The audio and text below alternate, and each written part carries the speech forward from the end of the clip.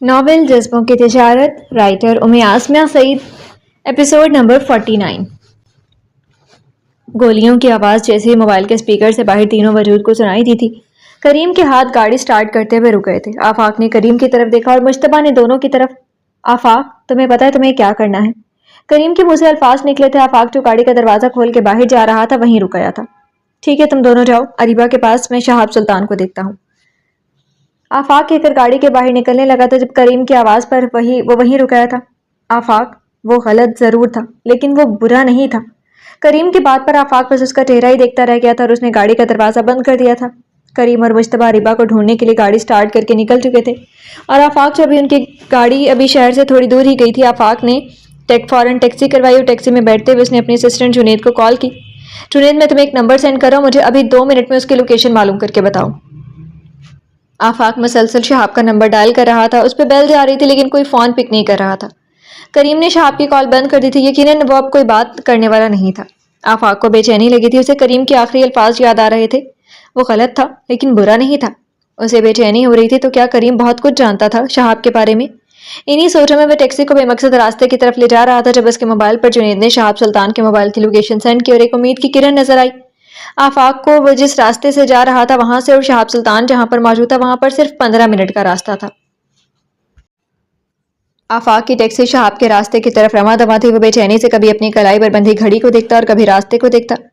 ذرا آپ سپیڈ بڑھا سکتے ہیں؟ آفاق نے بے چینی سے ٹیکسی ڈرائیور کو کہا۔ ٹیکسی ڈرائیور نے اس کی طرف تھوڑی سی ناگوار سی شکل بناتے ہوئے اس نے سپیڈ پر اپنے پاؤں کا دباؤ بڑھایا تھا۔ آفاق مسلسل شہاب کی لوکیشن کو دیکھ رہا تھا اور آگے چلنے والے راستے کو۔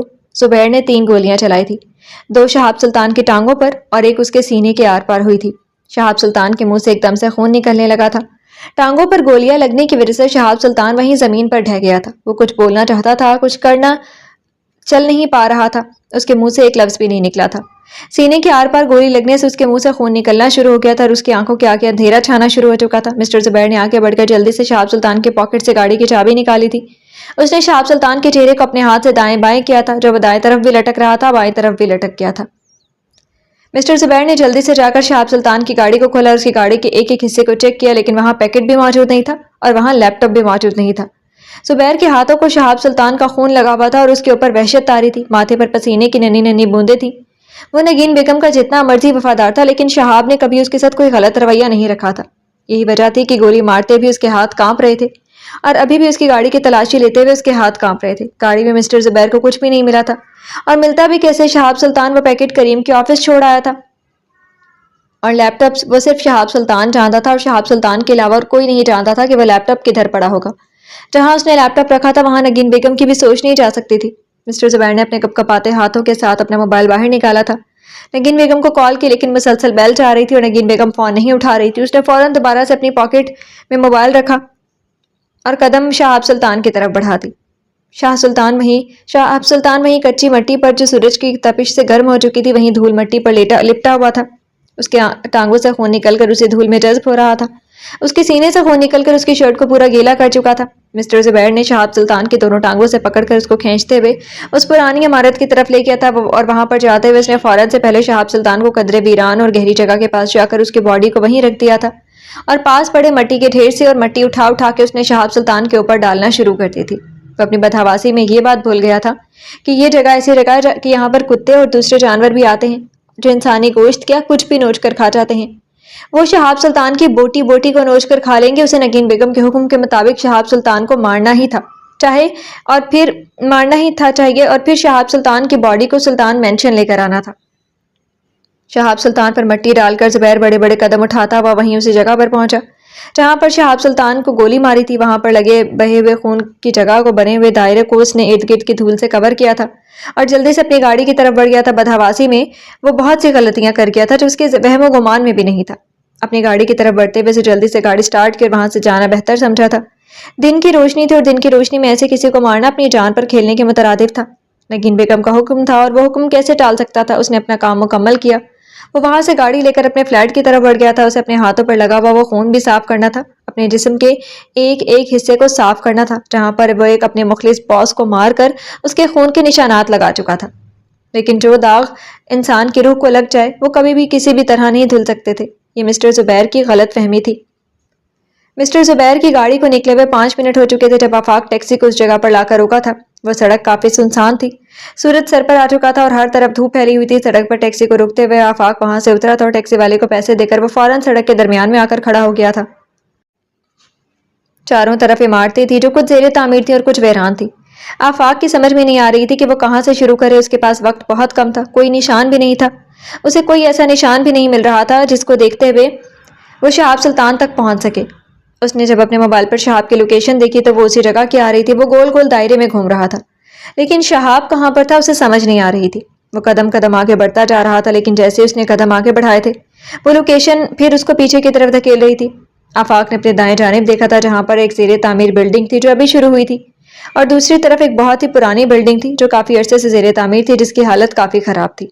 آفاق وکیل تھا اور ویسی جگہوں کو اچھے سے پہچانتا تھا جہاں پر ایسی وارداتیں ہوتی تھی۔ ہمیشہ کوئی پرانی بلڈنگ یا پرانے اپارٹمنٹ میں ہوتی تھی جس کی حالت خستہ ہوتی تھی۔ آفاق کو ایک سیکنڈ نہیں لگا تھا فیصلہ کرنے میں، اور اس نے قدم اسی بلڈنگ کی طرف بڑھائے تھے جہاں پر شہاب کو زبیر مٹی کے تلے دبا کر گیا تھا۔ آفاق نے بڑے بڑے قدم اٹھاتا ہوا اس بلڈنگ کی طرف آ رہا تھا، اور جیسے وہ کچھ قدم آگے بڑھا دور سے اس کی نظر زمین پر پڑی۔ اسے کچھ زمین پر دائرے کی شکل میں گیلی مٹی نظر آئی تھی۔ اس نے تیز تیز قدم بڑھایا اور وہاں تک پہنچا۔ ایک گھٹنے کے بل زمین پر بیٹھتے ہوئے اس نے وہ مٹی دھول کو اپنے ہاتھوں میں لیا تو اس کو گیلا تاثر دے رہی تھی۔ جسے اس نے ہاتھ میں لیا وہ کوئی پانی نہیں تھا، وہ خون تھا، اور آفاق سمجھ گیا تھا کہ شہاب یہیں پر ہوگا۔ اس نے فوراً آس پاس نظر دوڑائی لیکن ہر طرف جگہ خالی تھی، کچھ بھی نہیں تھا۔ آفاق نے کھڑے ہوتے ہی اپنی نظر ارد گرد دوڑائی لیکن وہاں پر کچھ نہیں تھا۔ آخر شہاب گیا تو کہاں گیا؟ کیا مسٹر زبیر شہاب کو ساتھ لے گئے؟ نہیں، ایسا نہیں ہو سکتا۔ اگر وہ اس کو ساتھ لے کر گیا تو اس کی ڈیڈ باڈی کے ساتھ کیا کرے گا؟ اسے سمجھ نہیں آ رہی تھی اور شہاب زندہ بھی تھا یا نہیں۔ گولی کس کو لگی تھی؟ کیا مسٹر زبیر کو لگی تھی یا شہاب کو لگی تھی؟ گرمی کی تپش آفاق کے دماغ کو پڑ رہی تھی، اس کا دماغ گھوم رہا تھا اور وہ ایک ہاتھ کمر پر رکھے اور ایک ہاتھ اپنے ماتھے پر رکھے وہ پریشانی سے ادھر دیکھ رہا تھا، جب اچانک اس کی نظر اسی خون کی سمت میں کھینچی ہوئی لکیر پر پڑی تھی جہاں سے مسٹر زبیر شہاب سلطان کو پاؤں سے گھسیٹتے ہوئے لے کر گئے تھے۔ ایک امید کی کرن اس کے دل میں جاگی تھی، وہ فوراً اس کی طرف دوڑا تھا۔ تیز تیز دوڑتے ہوئے آفاق کا پاؤں اچانک ہی مٹی کے ڈھیر کے ساتھ اٹکا تھا اور وہ گرتے گرتے بچا تھا۔ اس نے اپنی پھولی ہوئی سانس کے ساتھ خود کو گرنے سے روکا تھا اور خود کو سنبھالتے ہوئے اس نے ایک بار پھر ارد گرد نظر دوڑائی تھی۔ وہ جگہ ہر طرف سے ویران تھی، سنسان تھی، ایسا کوئی بھی نشان نہیں تھا جہاں سے شہاب کا پتہ چل سکے۔ یہی سوچتے ہوئے آفاق نے جیسے ہی قدم آگے کی طرف بڑھائے اسے اس مٹی کے ڈھیر کے کونے سے نکلتا ہوا کپڑا نظر آیا۔ آفاق کی سانس وہیں اٹک گئی تھی، وہ اپنی جگہ پر ساکت ہو گیا تھا۔ تو کیا کوئی انسان انسانیت کے درجے سے اس حد تک گر سکتا ہے؟ آفاق نے فوراً وقت ضائع کے بغیر وہ مٹی کے ڈھیر سے مٹی کو ارد گرد پھینکتے ہوئے اس کے ہاتھوں میں تیزی آئی تھی۔ پھولتی سانس کے ساتھ اس نے ساری مٹی ہٹائی تھی اور سامنے شہاب سلطان کا چہرہ نظر آیا تھا جو آنکھیں بند کیے پرسکون نیند سو رہا تھا۔ شہاب سلطان کی یہ حالت دیکھ کر آفاق کو لگا کسی نے اس کا دل مٹھی میں کر لیا ہے۔ اس کے دل کی دھڑکن بند ہو گئی تھی اور اسے اپنے ارد گرد گھٹن کا احساس ہوا تھا۔ وہ آنکھوں میں نمی آئی تھی۔ وہ جیسا بھی تھا، جس طرح کا بھی تھا، ان سب نے ایک ساتھ ایک اچھا ٹائم گزارا تھا۔ دوستی یا دشمنی میں کب بدلی تھی کوئی نہیں جانتا تھا اور اس کی وجہ بھی کوئی نہیں جانتا تھا۔ شہاب اٹھو یار، کیا کر رہے ہو؟ ایسے کوئی چھوڑ کے جاتا ہے؟ میں نے ابھی تمہیں پولیس کے حوالے کرنا تھا، تمہارا کیس لڑنا تھا اور تمہیں ہارتے ہوئے دیکھنا تھا، تم نے اتنی جلدی ہار مان لی۔ اٹھو یار، ایسا نہیں کرتے۔ آفاق پاگلوں کی طرح شہاب کو کندھوں سے پکڑ کر جھنجھوڑ رہا تھا، ہلا رہا تھا، لیکن شہاب سلطان شاید آفاق کی گلے شکوے سننے کے قابل نہیں تھا۔ آفاق چیخ رہا تھا، چلا رہا تھا، لیکن شہاب سلطان سن نہیں رہا تھا۔ آفاق نے شہاب کو پکڑتے ہوئے شہاب کا سر جیسے ہی اپنی ٹانگ پر رکھا اس کے چہرے سے مٹی ہٹائی۔ مٹی ہٹاتے ہی جیسے اس کا ہاتھ شہاب کی گردن تک گیا تو اسے شہاب کی چلتی ہوئی ہلکی ہلکی نبض کا احساس ہوا جو اس کی گردن کے پاس تھی، وہ ہلکی ہلکی چل رہی تھی۔ آفاق کی نم آنکھیں چمکی تھی، اس نے فوراً شہاب کے چہرے کو دیکھا اور پھر اس کے ناک کے پاس ہاتھ لے کر گیا تھا اور پھر اس کے ہاتھ کی نبض کو دیکھا جو بالکل ہی آہستہ چل رہی تھی۔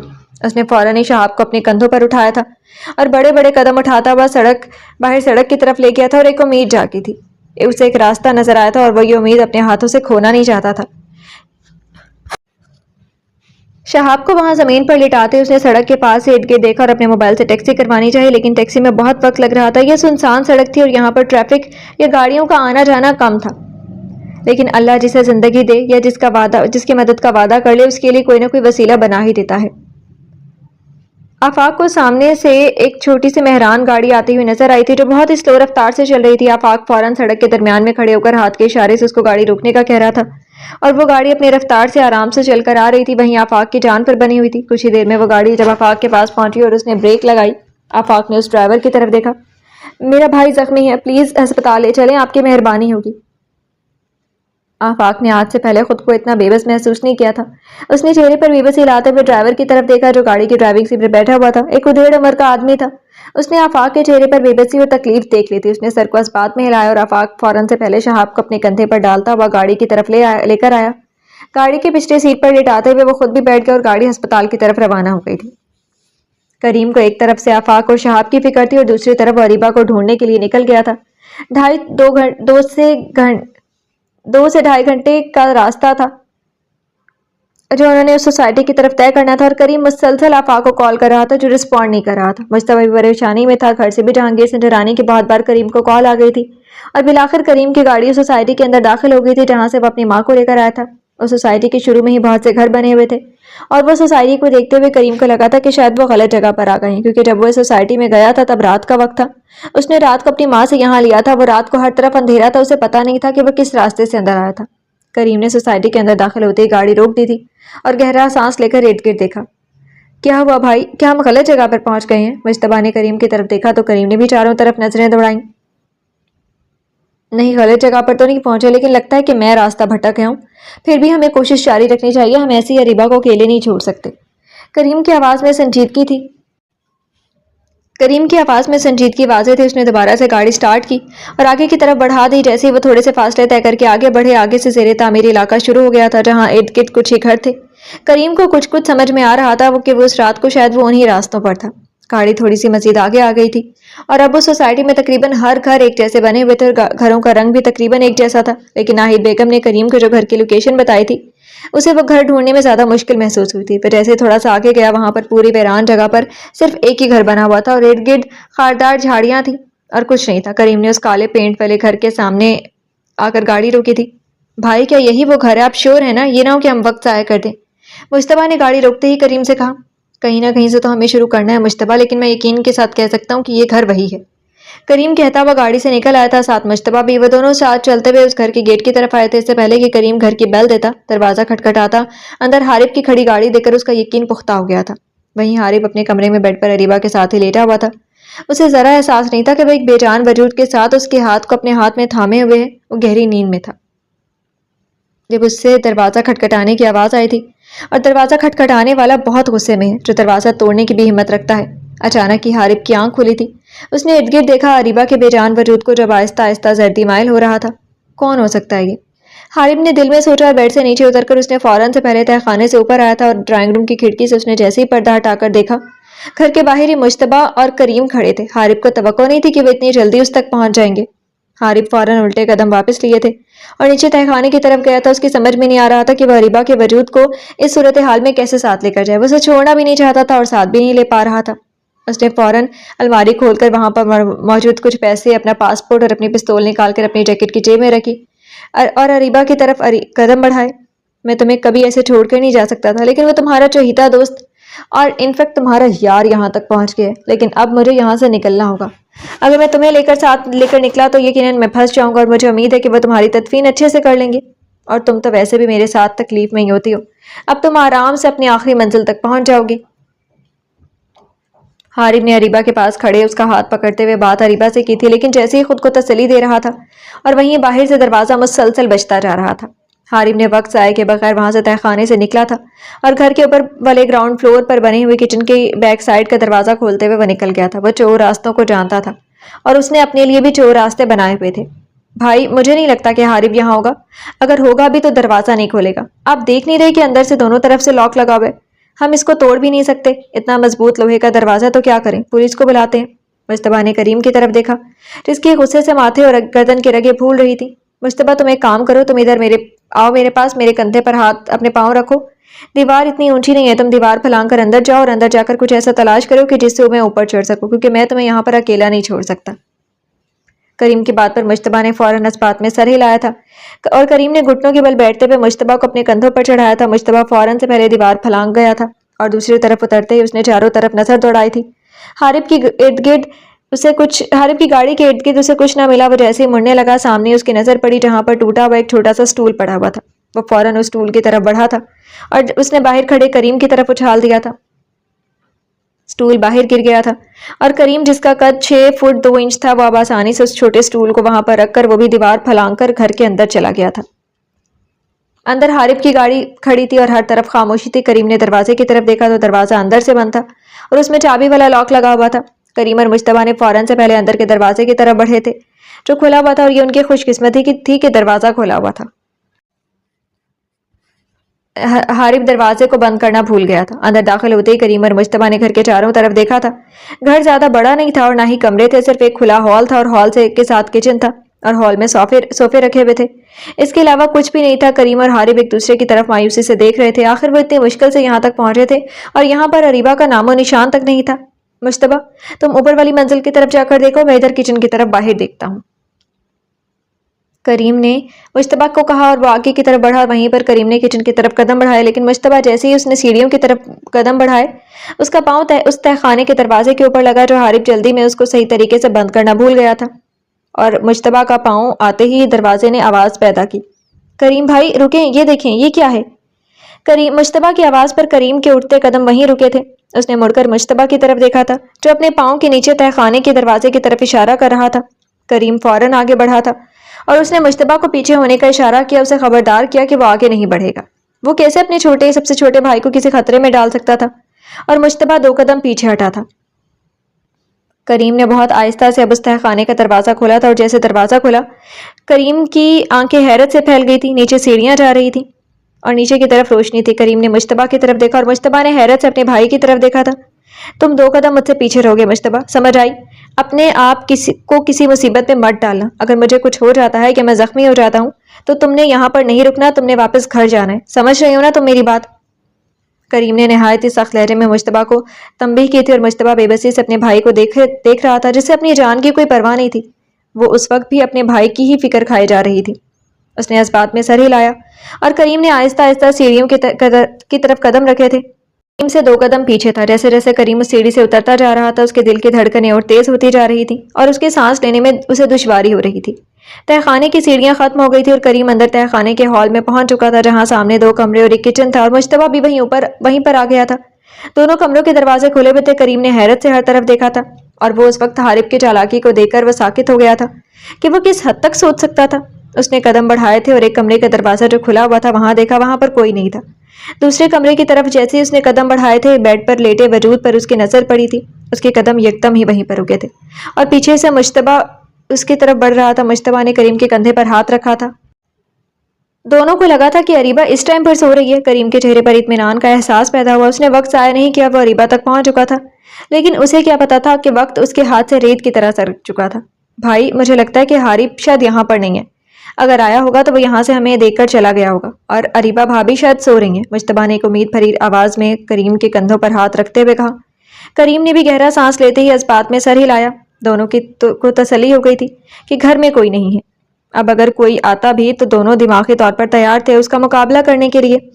کریم قدم بڑھاتا ہوا بیڈ کے پاس پہنچا تھا، اور جیسے ہی وہ بیڈ کے پاس پہنچا تھا اس کے چہرے پر جو تسلی تھی، سکون کے تاثرات تھے، وہ کہیں ہوا میں اڑن چھو ہو گئے تھے۔ اسے ایک دم دھچکا لگا تھا جب اس نے اریبہ کے سر پر پٹی بندھی دیکھی تھی۔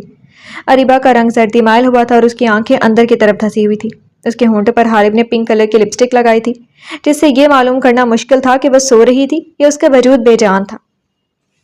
اریبہ، اریبہ، اریبہ، کریم نے 3-4 آوازیں دیں لیکن اریبہ اپنی جگہ سے ٹس سے مس نہیں ہوئی تھی۔ کریم کو کسی انہونی کا احساس ہوا تھا اور اس نے گردن موڑ کر مشتبہ کی طرف دیکھا تھا۔ مشتبہ کا رنگ بھی اڑا ہوا تھا۔ اس کی ہمت نہیں ہو رہی تھی کہ وہ اریبہ کو دوبارہ دیکھے۔ کریم اریبہ کو ہاتھ نہیں لگانا چاہتا تھا لیکن وہ فوراً آگے بڑھا۔ اس کے علاوہ اس کے پاس اور کوئی چارہ ہی نہیں تھا۔ اس نے جیسے ہی اریبہ کے دونوں کندھوں سے پکڑ کر اسے اٹھانا چاہا، اس کے پورے جسم میں جیسے کرنٹ سا توڑا تھا۔ اس کا پورا وجود برف کی مانند تھا اور زرد پڑا ہوا تھا، اس کی ہڈیاں سخت۔ اریبہ لگا کہ وہ سانس نہیں لے سکے گا۔ اس نے فوراً ہی اریبہ کی ناک کے آگے ہاتھ رکھا، اس کے نبض چیک کیا اور اس کو اگلے ہی پل جو احساس ہوا اس کے پاؤں تلے سے زمین نکالنے کے لیے کافی تھا۔ جسم سے جان کیسے نکلتی ہے، کیا تکلیف ہوتی ہے، اس وقت کریم خود محسوس کر رہا تھا۔ اریبہ کے مردہ وجود کو دیکھ کر اس کا سانس بند ہو رہا تھا۔ اس نے فوراً ہی خوف سے اریبہ کے کندھوں سے اپنے ہاتھ ہٹائے تھے اور 2 قدم پیچھے ہٹا تھا۔ نہیں ایسا نہیں ہو سکتا حارب، تم ایسا نہیں کر سکتے، تم اتنے ظالم نہیں ہو سکتے، تم اریبہ کو نہیں مار سکتے، اس کا کیا قصور تھا؟ اریبہ تم نہیں مر سکتی۔ کریم تو جیسے اپنے حواس کھو بیٹھا تھا۔ اس کی سب سے پیاری دوست، اس کی بہن اس حالت میں، اس نے کبھی تصور نہیں کیا تھا کہ وہ اس حالت میں ہوگی، اور وہ اس کی آخری جو امید تھی وہ کریم سنجرانی تھا۔ وہ یہ امید لیے اس دنیا سے چلی گئی تھی کہ وہ اسے چھڑوانے کے لیے آئے گا۔